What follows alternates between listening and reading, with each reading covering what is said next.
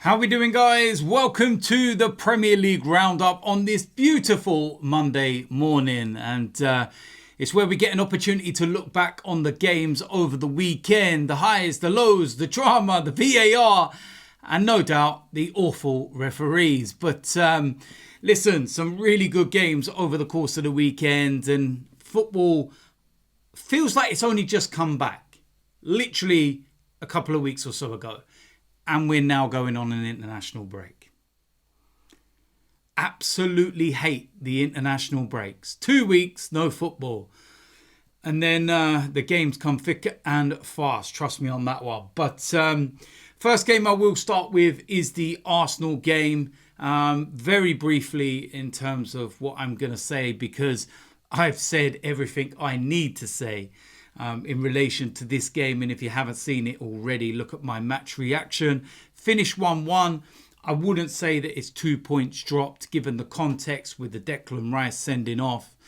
But it should never, ever, ever have been a sending off. And it's as simple as that. I think the biggest frustration is that even down to 10 men, we had two really big chances and we could and should have won the game. But in the context of it, you take the point. Nottingham Forest against Wolves. 1-1 draw in this.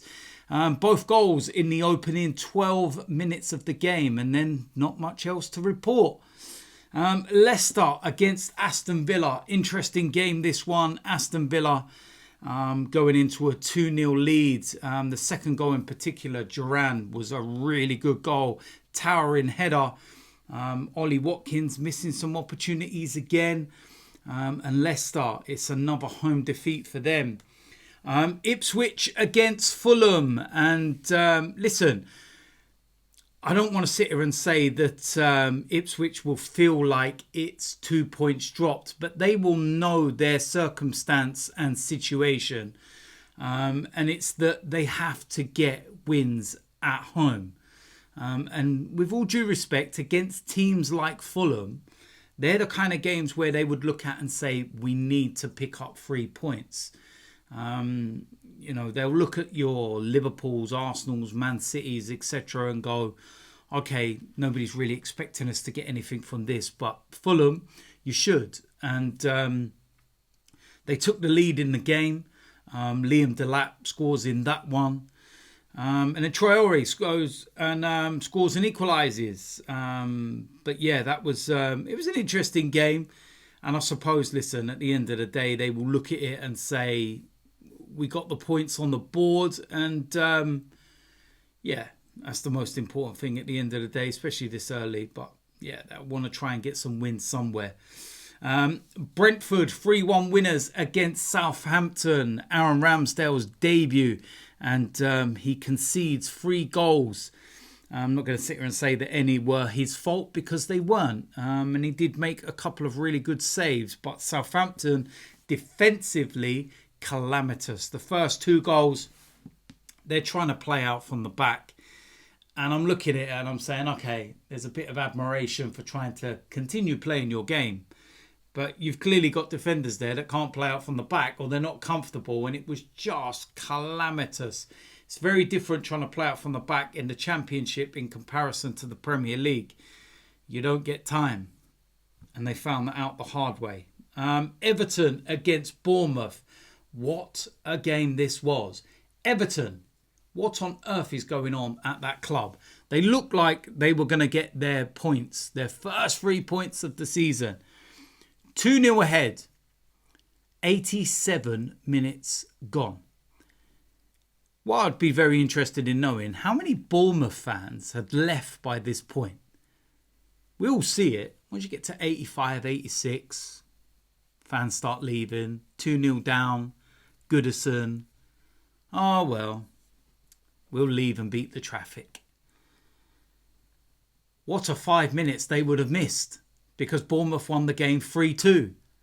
How on earth did they turn that around? And how on earth did Everton fall apart so badly?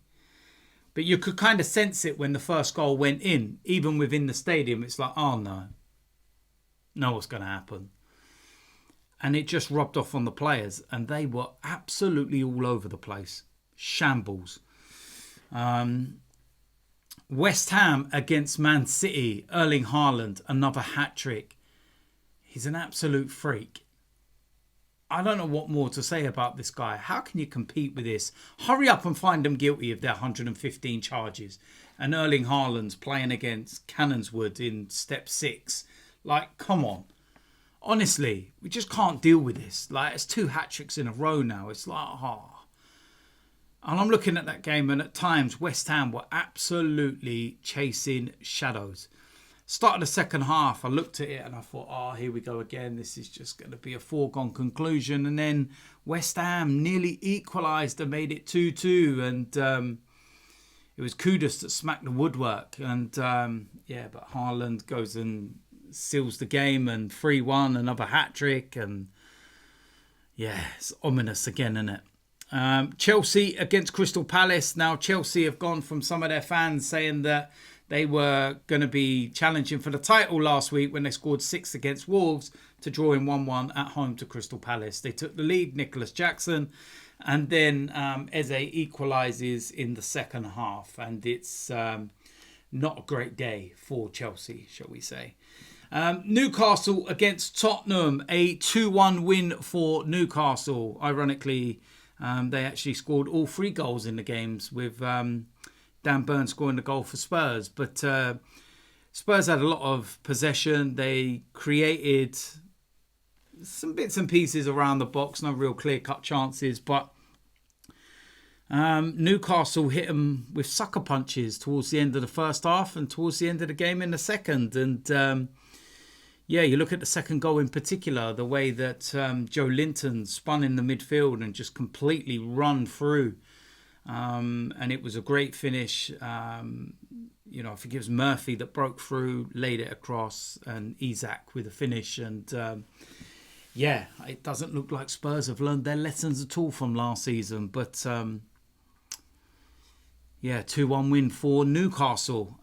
Big game of the weekend, Manchester United against Liverpool. 3-0 winners for Liverpool. Manchester United have not changed one bit. Casemiro at fault for a couple of these goals. The first one in particular. Second one's up for debate. But Manchester United poor again defensively. And when you think of the money that they spent, and they had the likes of De Ligt starting this game, not great at all, is it? And how long will the faithful give Erik ten Hag? Because, a lot of them wanted him gone. Won the FA Cup. Talks a lot. Claims that they're going places, but they finished 8th last season, minus goal difference. 3 games in this season, 2 defeats already. And minus goal difference. So, it's very, very interesting to say the least. In terms of the Premier League table, before we go into the international break, Man City are first, Liverpool, Brighton, Arsenal, Newcastle, Brentford, Villa, Bournemouth, Forest, Spurs in 10th, Chelsea in 11th. Fulham, West Ham, Manchester United in 14th. Leicester, Palace, Ipswich, Wolves, Southampton and Everton. And Southampton and Everton, the only 2 teams to not get a single point at the moment. Manchester City, Liverpool, Brighton and Arsenal, the only 2 sides to still remain. 2 sides, the only 4 sides to remain undefeated. Man City, Liverpool +7 goal difference, Arsenal +4 goal difference. It's all set up nicely for when we come back from the international break, where of course Arsenal are playing Spurs, but we'll get into that on another day. So listen, there we go. That's it for the Premier League roundup. If you're new around here, make sure you hit the subscribe button, smash a like on this video, and I will see you lot soon. I'm out of here.